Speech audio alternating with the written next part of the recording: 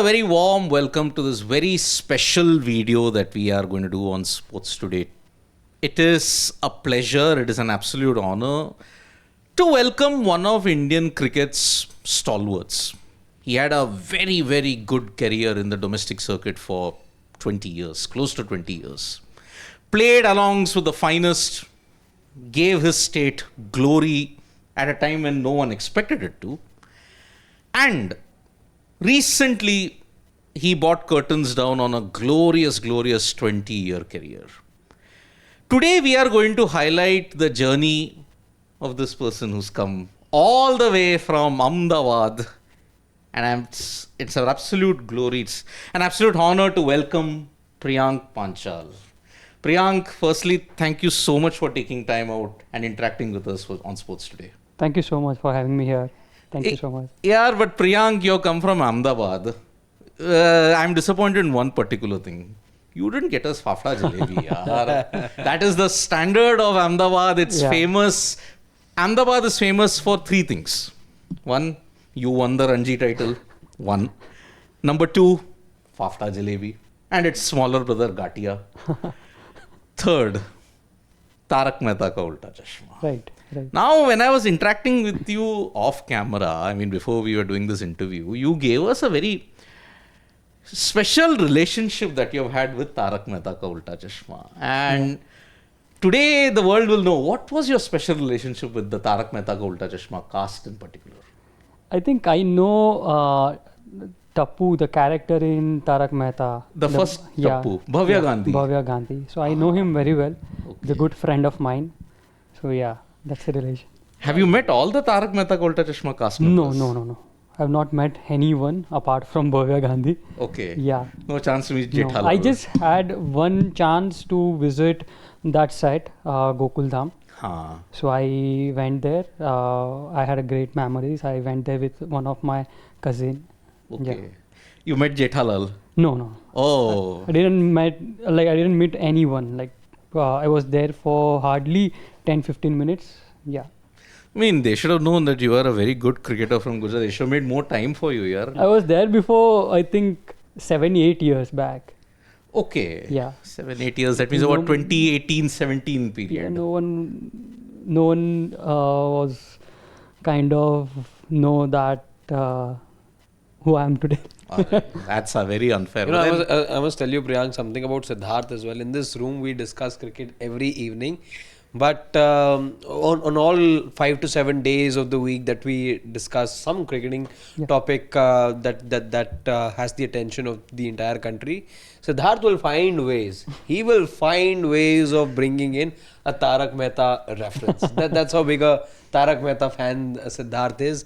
And since the little that I know about that series is all courtesy Siddharth, and there's obviously a cricket tournament that keeps happening over there time and time again. GPL. And Siddharth will bring references of that tournament, and he would wish at times that Indian cricketers also go on and put up those performances and come up with all those shots. In one episode of Tarak Mehta, the Gujarat captain came in. Parthiv came in one episode of GPL.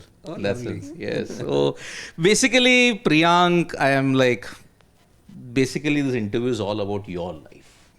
Yeah.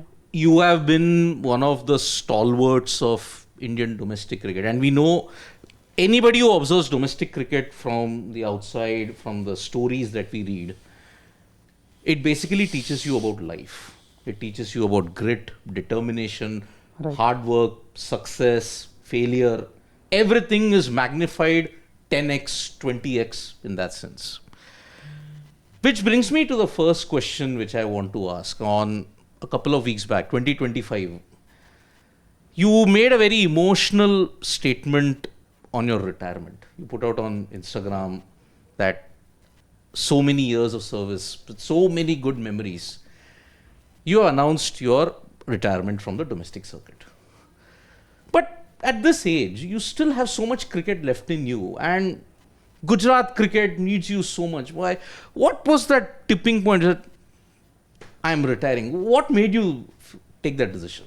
I think it's a great question, I would say, because that decision was something I was thinking since last not many years, but I would say that 6 to 8 months, I kept on discussing with the family that I want to give retirement, because I think now that at the age of 34 or 35, I'm not going to play for India, and obviously that chance was not there. So my dream was to only play for India and for the higher level.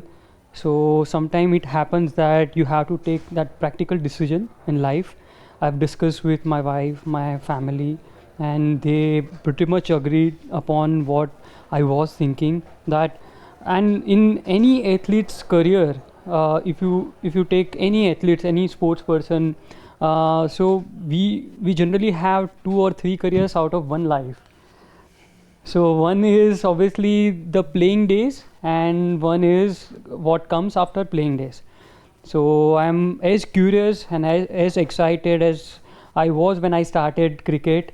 Right now that I'll be going in a different direction. Obviously, cricket is something that has taught me many lessons of life and other things.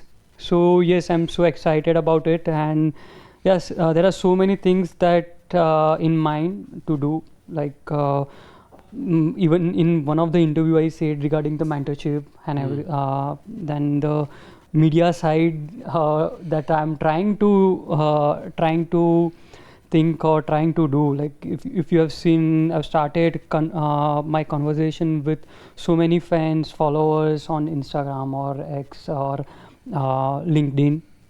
So I've learned, I've gained so much experience out of cricket. I just want to give it back to cricketing fraternity or sports as a whole. Yeah. Lovely. We want to talk much more about what plans is it that you really have, because somebody with so much of experience, 29 first class centuries as well, there's so much, and over 8,000 runs. I'm sure there's far more that you can offer to cricket and you're not done yet. That's one thing that we know. But since we've touched upon retirement, we would like to know from you, since the time it's only been a few weeks that you announced the retirement, what has life been like? Have you let the guard down? Is it like where you've taken a back seat, you can now really limber up every morning, wake up at your own time, there's no alarm to really stick by, like they say, retirement wali zindagi. Yeah. As you say, in middle class families, you're looking at a time where you will then wake up early, you won't wake up early, you'll go for your morning walk aram se, you will eat whatever you feel like eating. Have you dropped the guard like that? Has the routine completely changed? What is it like? I think I would say that I still have cricket in me left. So I would say that I'm still playing, not at the competitive level, like playing for BCCI, like Ranji Trophy or anything else. But I would say that I can still play leagues around the world. So that is something that is in my mind right now. And along with that, I'm trying to explore things along with that. Like I've said, media things. I try to do conversation with the fans and followers. At the same time, mentorship is something that I would I want to learn. At the same time, I have something in me, because all my years I've been grown up and I've been told that you are a leadership material. So that is something that comes with lot of I would say experience, and obviously someone must have recognized something in me. That's why they keep on saying. So yeah, mentorship is something I can definitely mentor a young player. I've been mentoring few of them in my state cricket and state like in Ahmedabad. So yeah, I would say. You want to share names with us? I think there are so many players in our team, like even state Gujarat Ranji Trophy team. There are so many players I kept on talking. Like it's not kind of one-on-one session kind of thing. It's just kind of thing that they share their experience. I come up with some of the solution for them.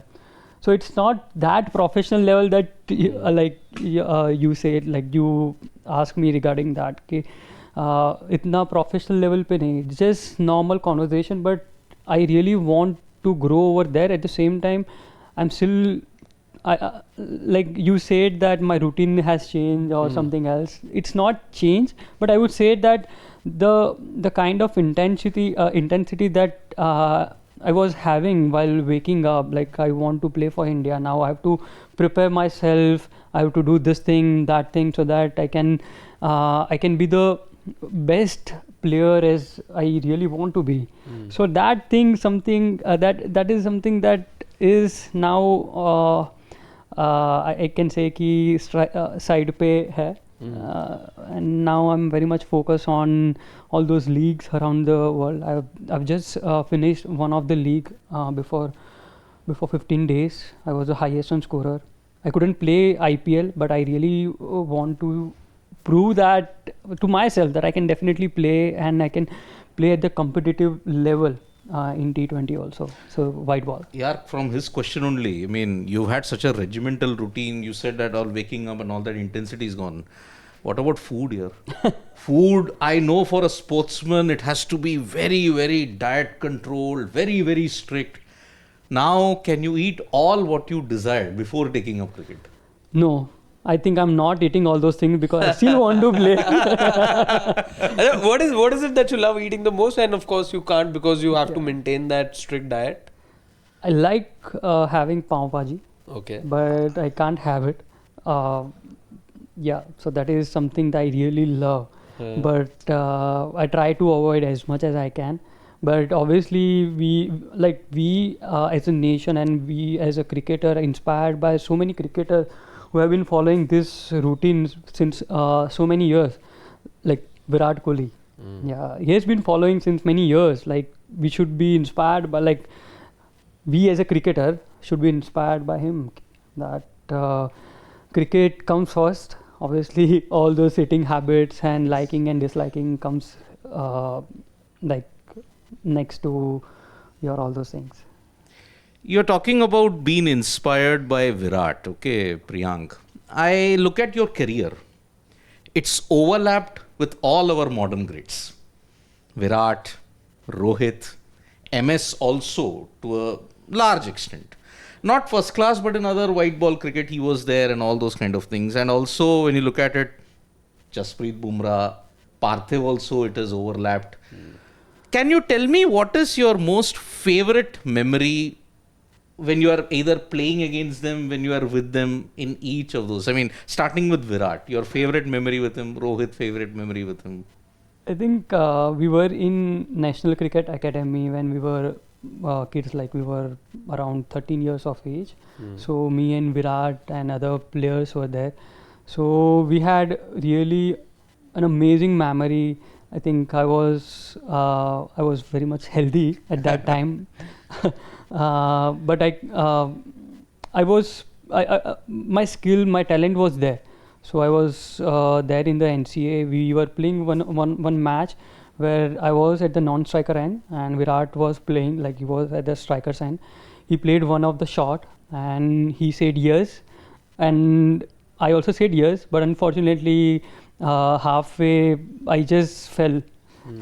Oh, okay, you fell down. Yeah, so he still knows that I was healthy. He still remembers all those things, and he said samne se that like we were having fun on smallest of thing. Yeah, so I have really great memory with Virat. What's the last conversation you had with him, since you speak so fondly of him, his diet, his discipline, his achievements?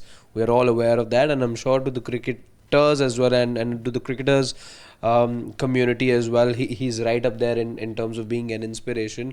What was your last conversation with him like, if you could tell us? I think I would say the last conversation, I don't remember, but I would say that one of the conversation regarding cricket, I still remember. I asked him the difference between like domestic cricket and international cricket.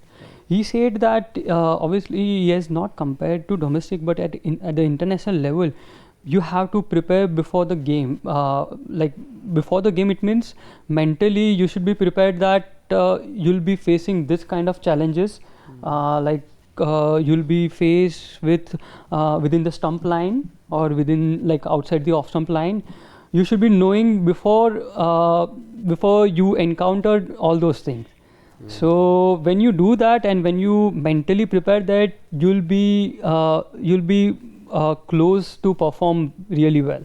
So that is something that I really like about that conversation. No, since we're speaking on the subject of domestic cricket and you tell us about your memories of the domestic cricket that you played alongside these guys, this year as well we saw that these international greats of ours were also participating in domestic cricket, be it for whatever reasons that they were, but yes, they were asked to participate and they were obliged. Also, did that sort of change the mood in this year's Ranji Trophy when once the news trickled down that there'll be a Virat, there'll be a Rohit, there'll be Ashashri, all of these guys who will also be taking part in the domestic cricket? Is there something, a conversation you remember that happened at that time or anything on those lines? I think I would say that they played and obviously before also, like before Virat Kohli and Rohit Sharma, they played Ranji Trophy game. There are so many international cricketers, they kept on playing. Like even in one of the Dulip Trophy, so many international players came and they played. And obviously not to going against what they are doing, but obviously they are international. The schedule is so tight. Yeah. It is so difficult to get into all those domestic matches, even if you want to play. Yeah. Like as a cricketer, nobody wants to sit at home and doing nothing. Yeah. But the schedule is so tight. Like if you can see that there are test matches right now, then there'll be World Cup, there'll be some other series. Like I think we are going to Australia. Then we'll be having IPL again. Yeah. So it is very difficult as a player because you also have to work on your fitness, your recovery, and all those things. And obviously, one thing that we or fans and followers, they also miss that the personal life is also slightly important. Not that much, but it is important. Yeah. So yeah, credit goes to all those players that they have been doing it since many years. Priyank, you mentioned about the support personally. This is the one point that I always wanted to ask a sportsman, because you see all the glitz and glamour, but no one knows the sacrifices that one makes. Priyank, even in your journey, you faced lot of emotional hurdles, lot of, maybe you may say, other logistical problems that you might have faced. I mean, how did you incur? What was the thing? How did you manage to ensure you overcame those emotional and other logistical issues? Even, did you encounter anything financially? Because we know domestic cricketers, they are at the bottom layer. The international stars are at the top layer. The financial disparity is slightly bigger than what you may think. How did you overcome this in your long 17, 20-year journey? I mean, it must have not been easy at all. I think initial years I had faced so many challenges. Like when my father passed away, my mother started working, so we were having some financial issues. But with time and with lots of hard work, we overcame that. And obviously, thanks to my mom and my sister, who worked really hard, and so they taught me one thing, that you should never give up. And never give up is a word that we see and we hear so many times, but I've experienced that. And even in day-to-day life, when I went to all those Ranji Trophy, all those domestic matches, I've learned that even if I got out in 0 runs or 10 runs or 15 runs, or even if I scored 100, I was someone who always stay neutral. Because it is important. You should not be carried away with your good things, and you should not let yourself down when things are not going your way. So I have faced so many challenges initially, but thankfully, obviously with cricket, I've earned respect, I've earned experience, and obviously monetary part also that covered also. Yeah. So I was lucky enough to get all those things, and yeah, I think I'm thankful to BCCI that they've raised their like standard for us also. That if you really want to be, if you really want to play Ranji Trophy and domestic cricket and international cricket, obviously the financial thing also cover. Like, so we as a cricketer always we are thankful that along with our passion we get paid very heavily. Yes. You know, once you speak of the time that financial instability was there, but then kudos to all the hard work that you did and your family members did. That financial disturbance was taken out of the picture, and you could ensure that there was some sort of financial stability in the family. Is there a moment that you remember? Is there something that you really want to gift or buy for your family, and once you were able to achieve that kind of strong financial standing for yourself, it was always the one thing on your mind that, you know, I'm going to get this, whatever, I'm going to buy a house, or I'm going to go give this, whatever it may have been. Did you have any such thing, and what was that moment like? If you could tell us once you were able to present that to your family member, in case there was any such thing that happened. I wouldn't say regarding any material thing, because that is something is not comparable with all those things. But yeah, so many things that I really wanted during my initial years, that my family should be having the life that I really want to give. Like, there should not be any hesitation regarding buying very normal thing. It can be anything. So buying normal thing is there, and then having a good meal along with the family, and that is something that I've always brought up with those values, that it is more important than buying any material thing.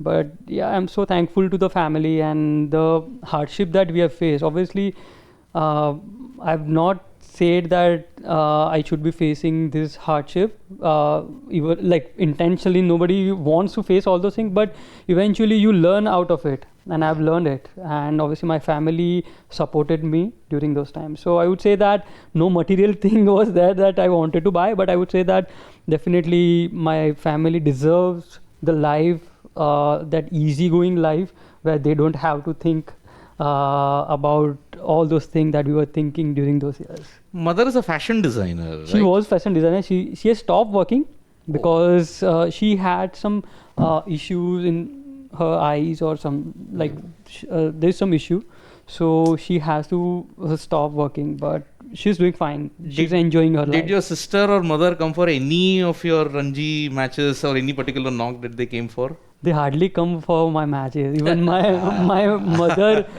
she's not even watching on TV. Oh, out of fear. Yes. Oh, she doesn't like me. We've seen that. Yeah. She doesn't like me to get out. So you didn't receive any kind of critics from family or all that kind of thing. You should have done always this. happiness. Like, were you able to convince them to come for your last match? I asked them to come because that match was in Ahmedabad only. Yes. But they didn't come. Till the For last. the semi-final, I think you scored a century in the semi-final. Even if they knew that I was going to score runs, I was playing there. The ground is like half an hour away from my home. So they didn't come.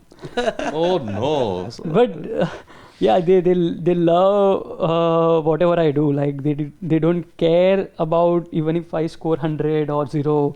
It doesn't matter. It's just, even for me also, that values is there, that no matter how like whatever you achieve outside your house or outside your this thing, like your personal life, that doesn't matter. When I go home, I am as simple as I can be with them. Priyank, I'm kind of scared to ask this next question, because the records that you've got in first class cricket are truly, truly staggering. I mean, Gujarat's second highest run getter. You are only 19 runs behind Parthiv. And you were part of that glorious setup in 16-17 when Gujarat beat Mumbai. And beating Mumbai in the final of a Ranji Trophy, that itself should give you 10 times more glory, because we know how tough Mumbai are. So many runs, so many centuries.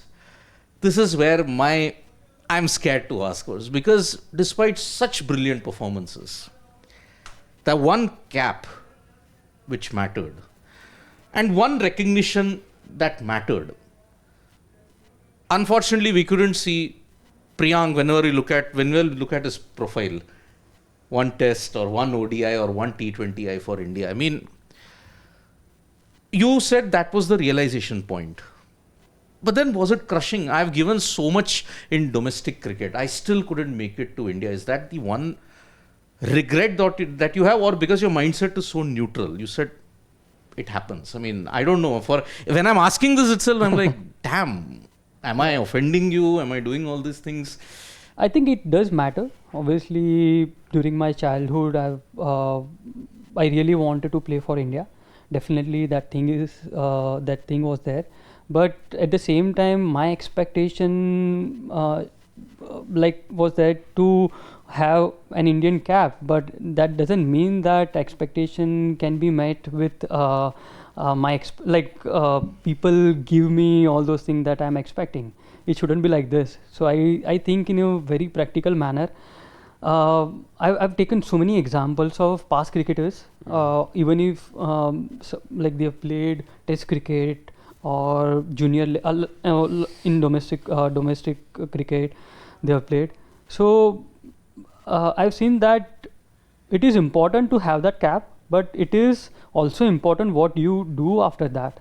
So that is something that I'm looking forward after my retirement, and that cap, I'm not regretting about that cap, because I've scored enough runs in domestic cricket. I have that much experience, and I can say that the life that I'll be having after my retirement will be as exciting and as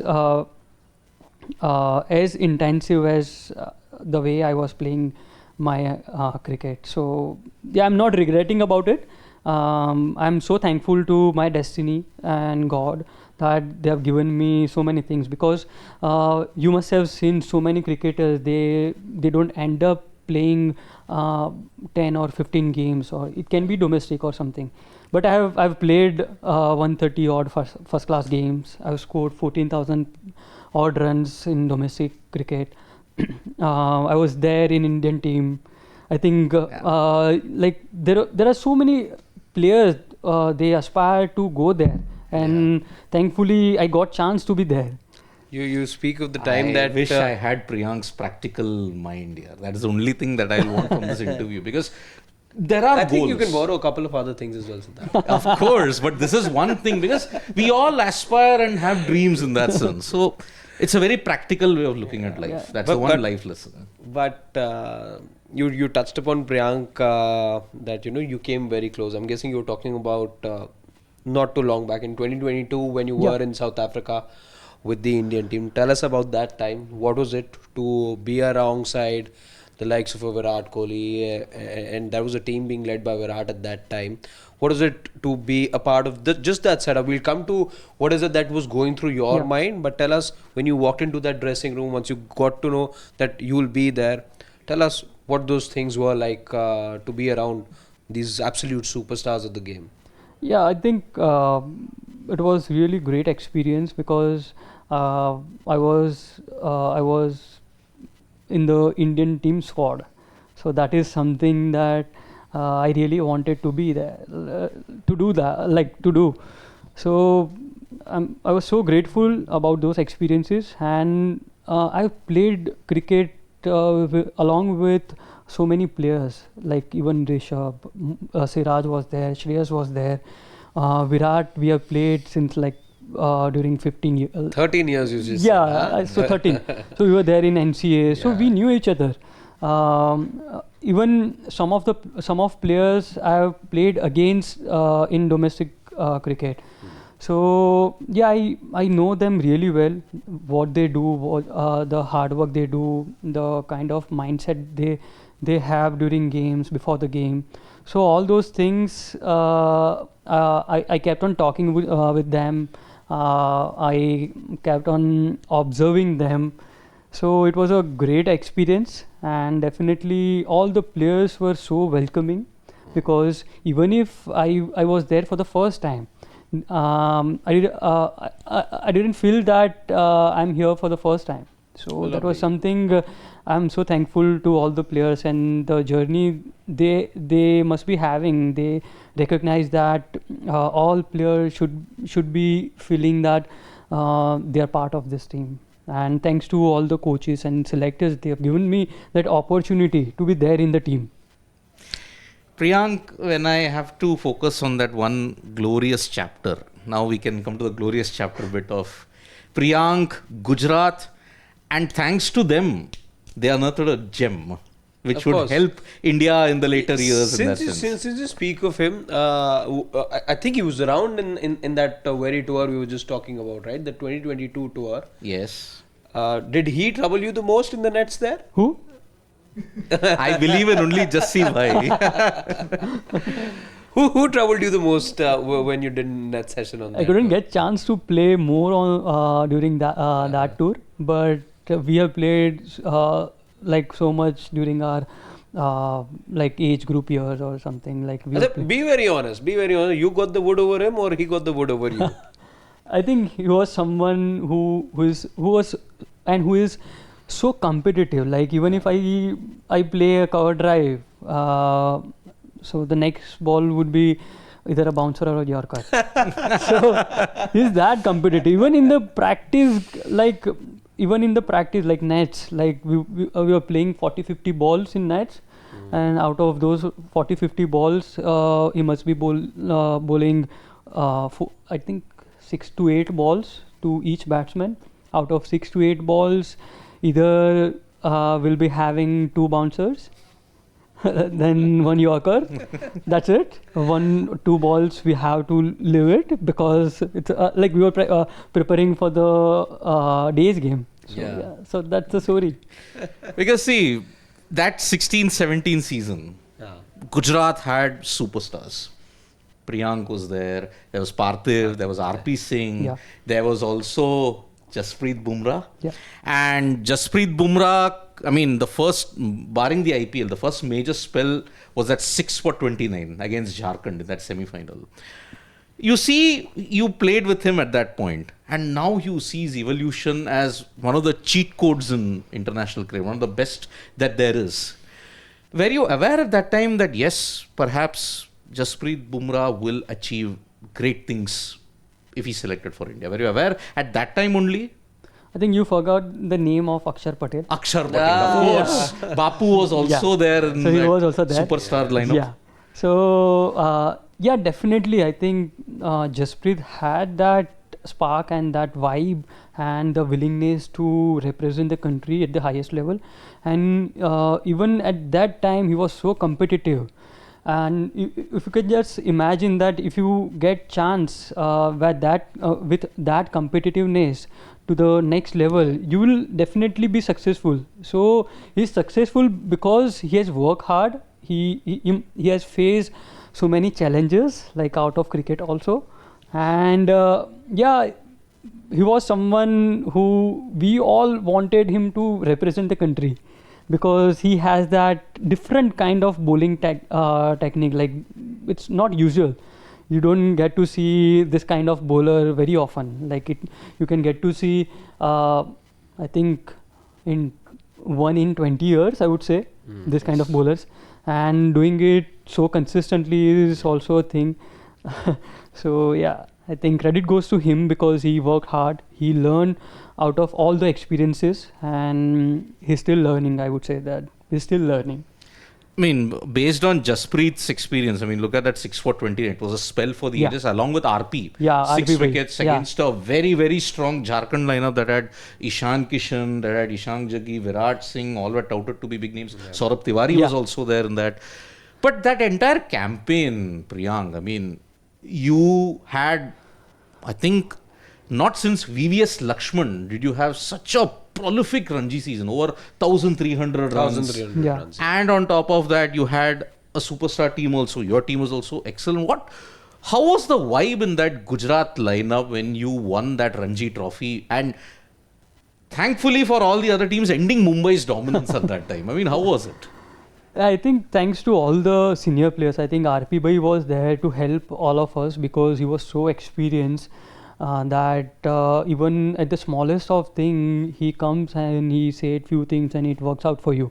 It's like that because experience is something that you can't have it unless you experience it.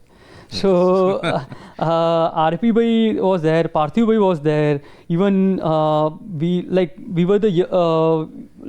were very young team apart from RP Bhai, Parthiv Bhai, and who others? I think I forgot the name. There was also Chirag, right? Chirag Gandhi was there. Chirag Gandhi was there. Yeah. So we learned out of all those senior players, and that really helped us to get that Ranji Trophy.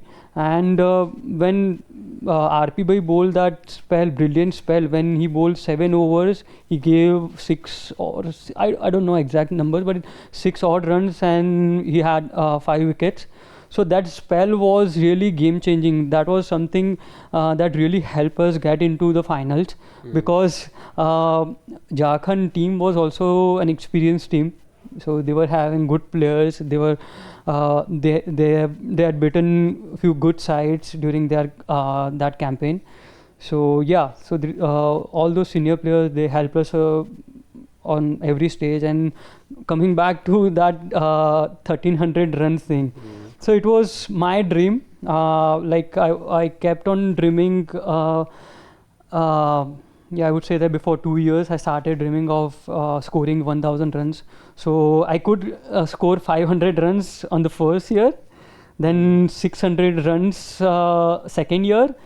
And what triggered the most was when I scored 600 runs, I didn't get chance into the Dulip Trophy. So that was something that triggered me the most, and that is when I decided that I want to score 1,000 runs. If I am at the first, if I am the topmost run scorer, then no one. You have to take note. Yeah, exactly. It's like that. Yeah. Bring the door down. Exactly. So it's like that. You'll be the first name after scoring 1,000 runs in every India game, Dulip Trophy, even India team. I was thinking about it, but it didn't happen. But I was thinking of 4 or 5 games out of those 1,000 runs, like India and Dulip Trophy, and I knew that with that experience and with that courage and patience and everything that I was having, I'll definitely score runs. Does it though give you, just extending the thought of domestic cricket, since you retire as one of the domestic greats that this country has seen, does it give you immense satisfaction somewhere that you've retired as somebody who will go down as one of the finest talents that we had in domestic cricket, and also the second highest run getter for your state? Definitely, I think stats, they do, it's not that important for me, because I always think the impact that I'm having.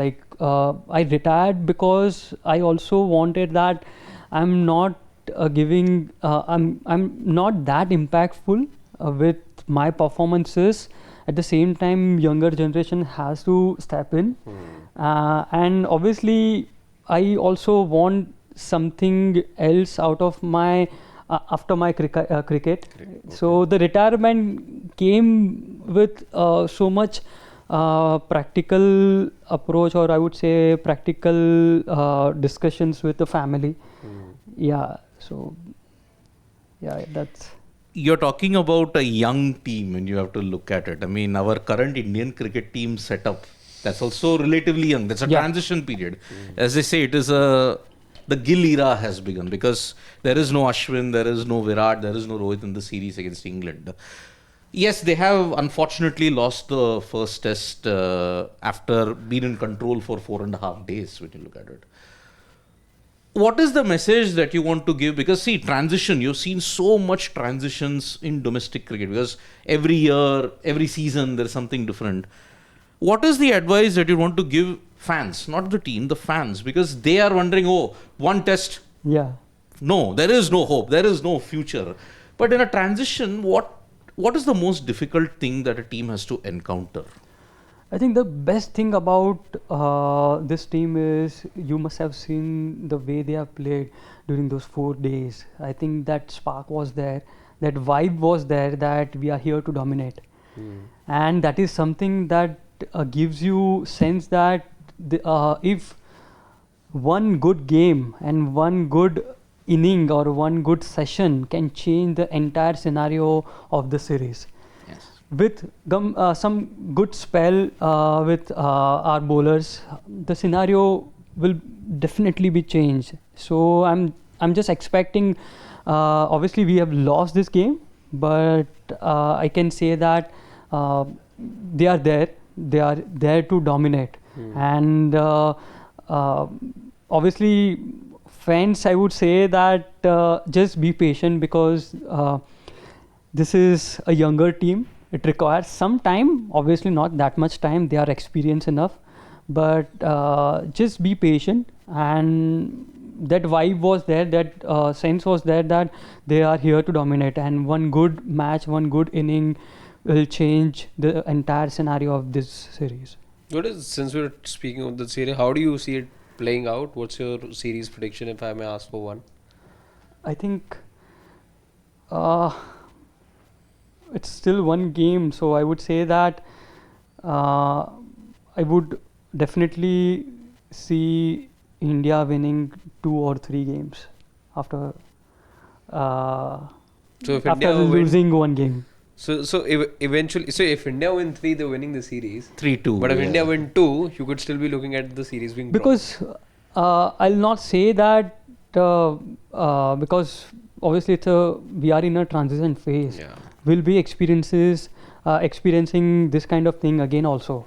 But if nobody knows that if this team dominate one game, you don't know that we can end up having 3 or 4 games on our side. So I'll say that I don't have exact answer of the prediction that you want, but I would say that it's okay. I take it you don't have a crystal ball. Yes. Yeah.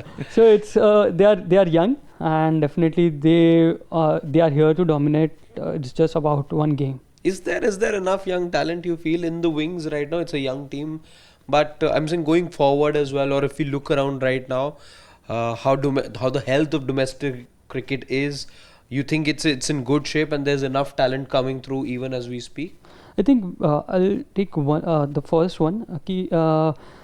I'm saying regarding young team, not with the age, but like earlier we were having captains like Rohit Sharma, Virat Kohli.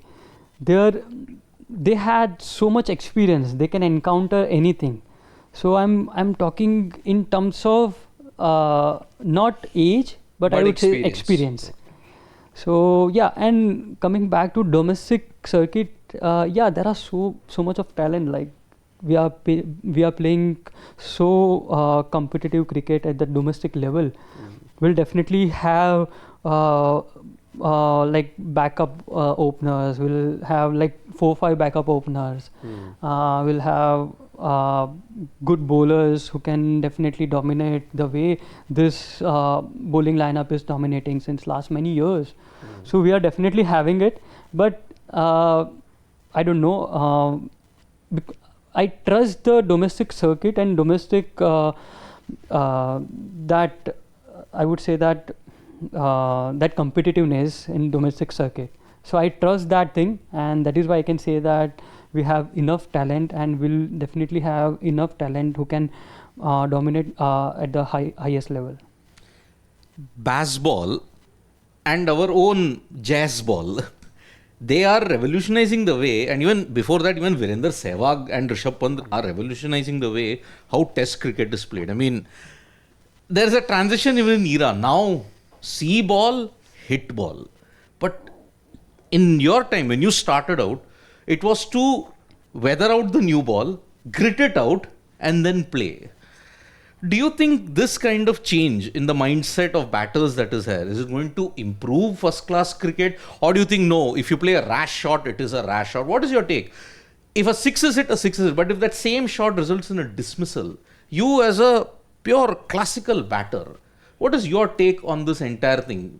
Certain basics, do they remain the same? Or do you think, no, be open to change here? I think it depends upon the wicket condition, because we are playing, I'm talking about the England series, they are playing in England, so it depends upon the condition also. At the same time, it depends upon your game, your approach towards the game.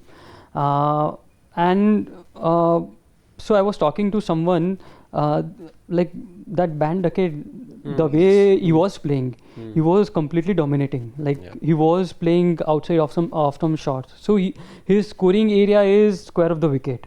He keeps on hitting over there. So in order to play horizontal shot towards offside, you have to play outside of some ball. So that era definitely has changed. But the thing is, people, like all the cricketers also have adapted all those things. Like you have to play outside of some ball in order to score runs, because along with grinding, runs is also important. You should not be scoring 200, 250 runs end of the day and like losing 4-5 wickets. Yeah. So instead of that, people have started thinking that scoring 350 and losing 6 wickets is good than like losing 4-5 wickets and scoring 250 runs. Because when you come on the next day, you still have to grind. So first 2 hours you have to grind. So you might end up losing 2-3 wickets over there, and you'll be 260, 270, and you lose 7-8 wickets, and you have to depend upon your tail.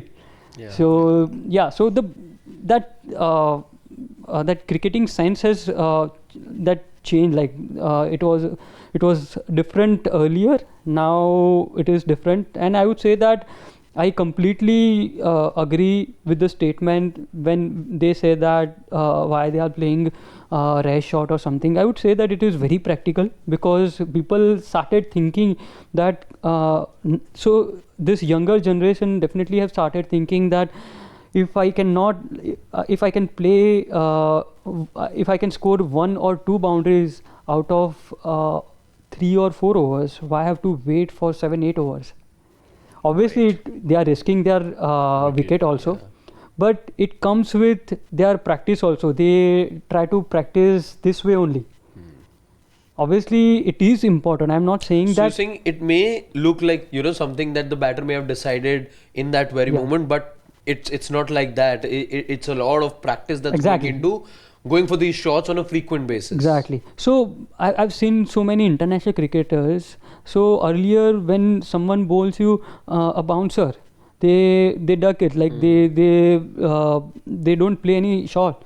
So now people have started playing pull shot, because if you don't play pull shot, they keep on bowling here like bouncers all the day. Yes. So you don't have answer to it, and So you can't give it back. Exactly, because you can't just leave it alone. And like if you just play 7-8 overs like that and end up scoring 10 odd runs, there is no relevance. Like there is no you are not contributing to your team, because end of the day what will happen is you will definitely have 250 on the board. I'll still say that it depends upon the wicket. I'm talking more about the shots that shouldn't be played.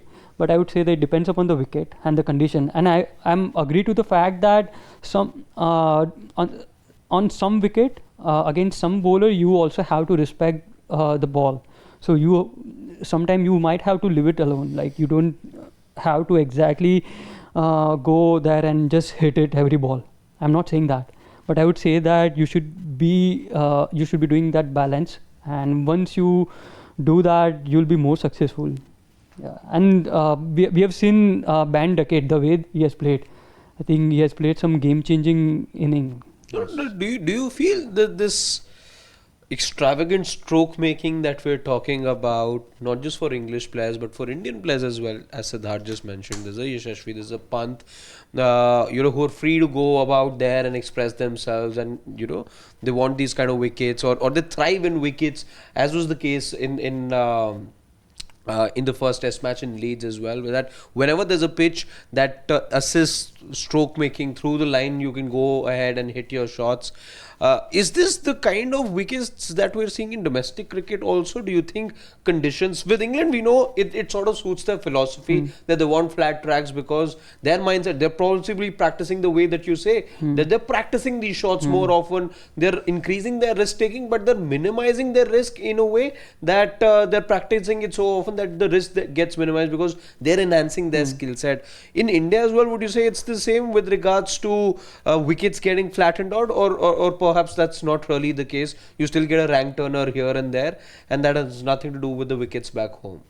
I think in India we face in domestic matches we face so many wickets which are having good bounce, good turn, and it's not completely flat that we generally say regarding our Indian wickets, because because that home away advantage is also there. Yeah. So the home team takes advantage of their home game. So when we talk about home game, they try to prepare the way their strength is and their experiences. So most of the time when they are having two good spinners, they keep on preparing turning tracks. So it obviously it depends upon, it's not in their hand. Obviously the neutral curator is also there, they also play a huge role, but I would say that the soil in their state is similar to their bowling lineup. So when we talk about rank turner in Tamil Nadu, you don't get grassy wicket because condition doesn't favor there. So yeah, I think we face so many wickets even when we go to north side. Like I'm not talking about Delhi, but let's say Himachal or Mohali. You get to face like grassy track. Yeah.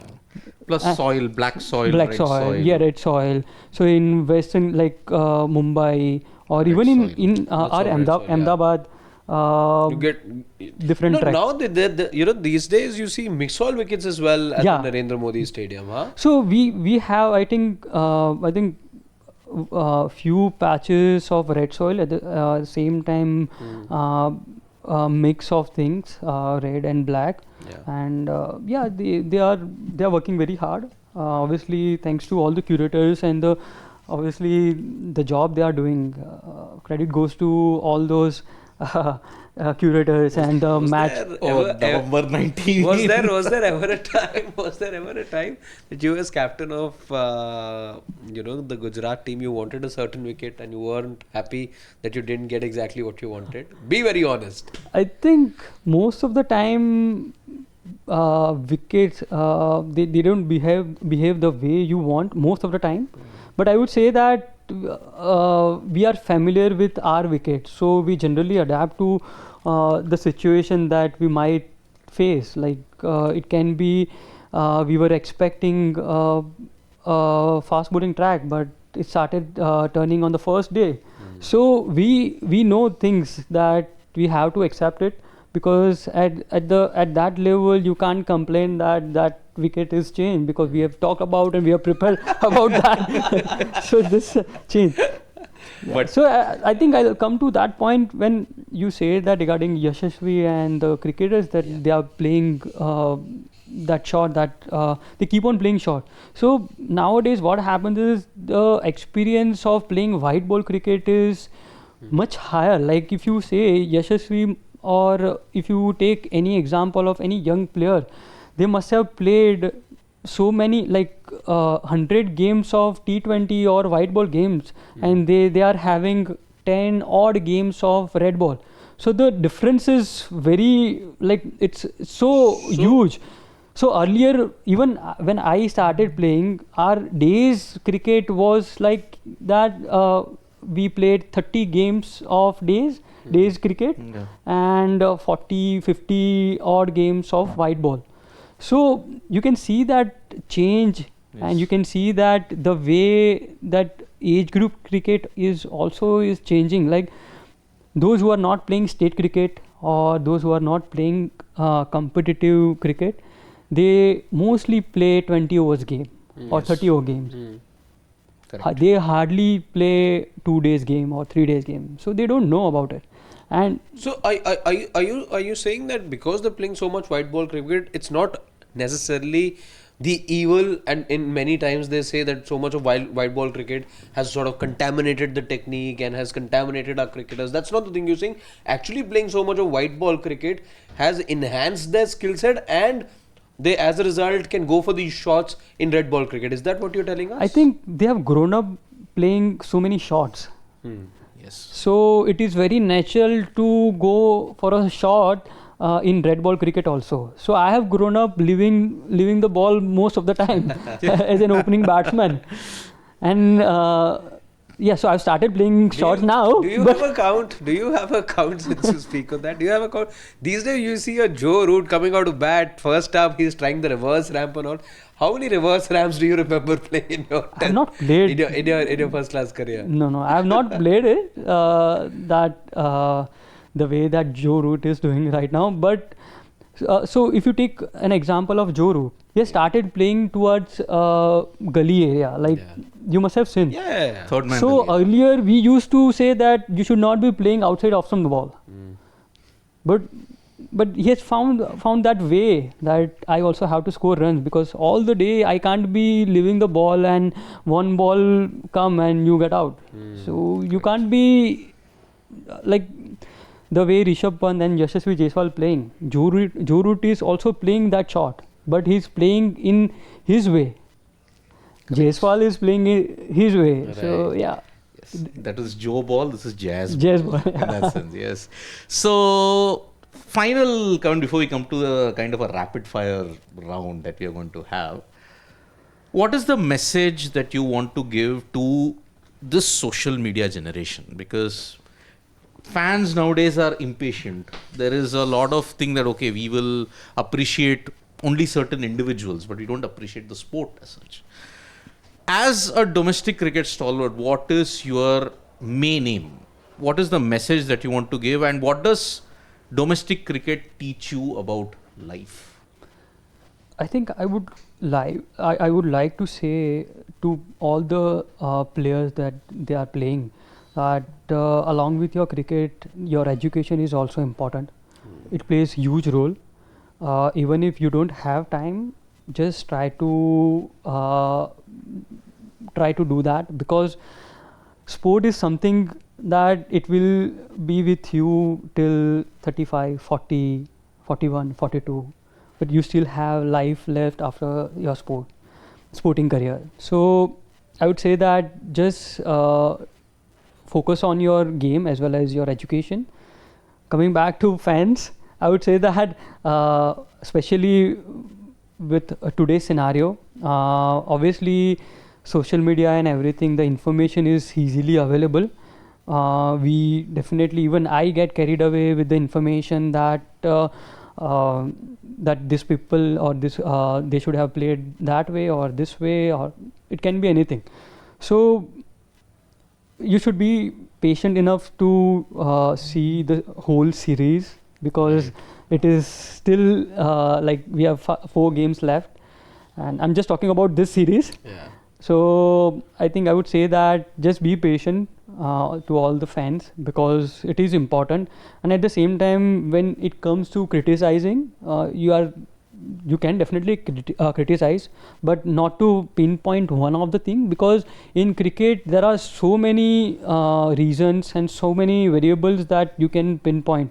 So it can not be one drop catch, or not it cannot be one not so good spell of bowler, or one mistake of any batsman.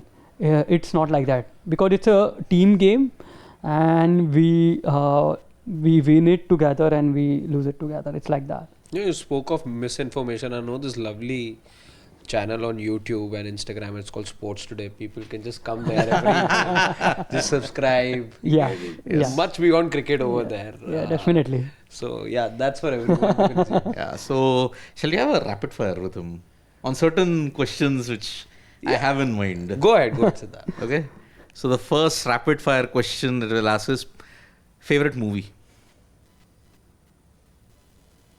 Favorite movie? Bollywood or Hollywood? Any. I think I like Lakshya.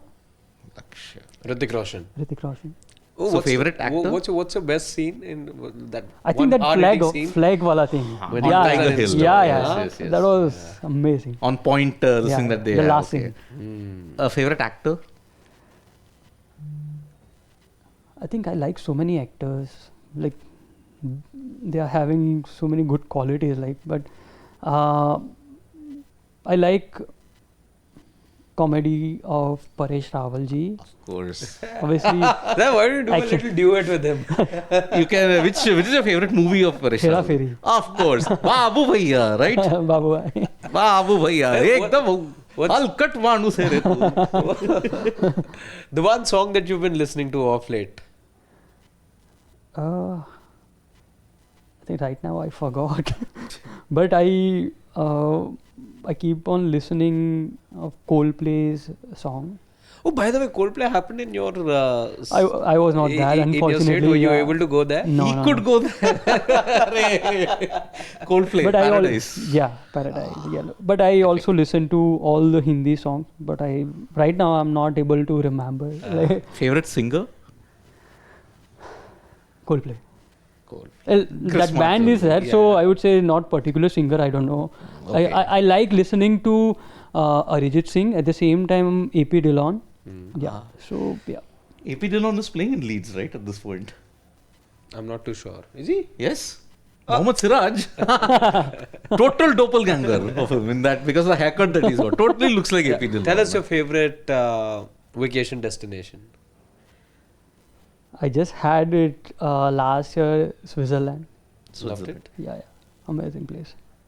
Best stadium that you've played in? Narendra Modi Stadium. Of course. November 19th, 2023. Where were you? I don't know actually. Because that was the day of World Cup final.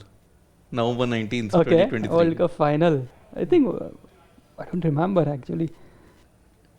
There are so many World Cup happened in the last 7 years. Because that's a date Harshit doesn't want to remember. That's why. Okay. I think we were playing some game in Jharkhand, I think so. Yeah. On the day of the World Cup final. I think we were playing one of the domestic tournaments were happening over there. Okay. And last question. Favorite destination in India? Apart from Narendra Modi Stadium. I like Gujarat because it's the safest place. And obviously, I think Ahmedabad, where I live, most beautiful, and I love spending time there. Yes. I didn't ask favorite food because you already revealed what was his favorite food at the start. Okay, so life lessons indeed. I can learn from Priyank in so many ways. Thank you so much, Priyank, for joining us for this episode. It's been truly, truly eye-opening, and it truly gives us so many things to look at cricket in such a holistic 360-degree way. I mean, your inputs, the practicality that you have in your thinking, it's truly, truly commanding. It's that practicality which has made you such a wonderful domestic cricketer. And we wish you all the best. Thank you so much. Thank you so much for letting us in your life and giving us a perspective. Lovely knowing you, and for all those watching us right now as well. This is a side of you we could never really explore, and perhaps that's the one good thing that's come out of retirement. We've managed to speak with you at Yes. such a long length. But we've enjoyed watching you. We've enjoyed covering you as well, and we wish you all the very best on behalf of all our subscribers and our watchers, regular watchers.